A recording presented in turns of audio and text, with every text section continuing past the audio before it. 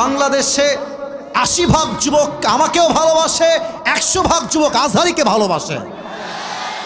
আমি আমার জীবনে যত ভালোবাসা অর্জন করেছি, সম্মান, আমি আমার মুরব্বীদেরকে সাক্ষী রেখে বলছি, এই সব কিছুর পেছনে আমার বাবা মায়ের দোয়া সবচেয়ে বড় শক্তি ছিল, সবচেয়ে বড় শক্তি। তোমরা ভাবছো আসিফ হুজুর মনে হয় আগাগোড়াই ভালো ছিল, না না না না, আমি আগাগোড়া ভালো ছিলাম না।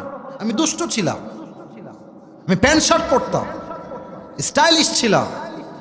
আমার আব্বা আম্মা হতাশ হয়ে গেছিল যে আমাদের ছেলে মনে হয় একদম লাইন হারিয়ে ফেলবে।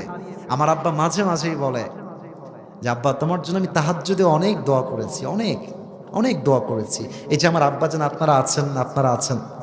সন্তান খারাপ হতে পারে, যুগ খারাপ, তো ছেলে খারাপ হতে পারে, ওরে মারতে যাবেন না, ওরে গালি দিতে যাবেন না, দোয়া করেন আল্লাহর কাছে।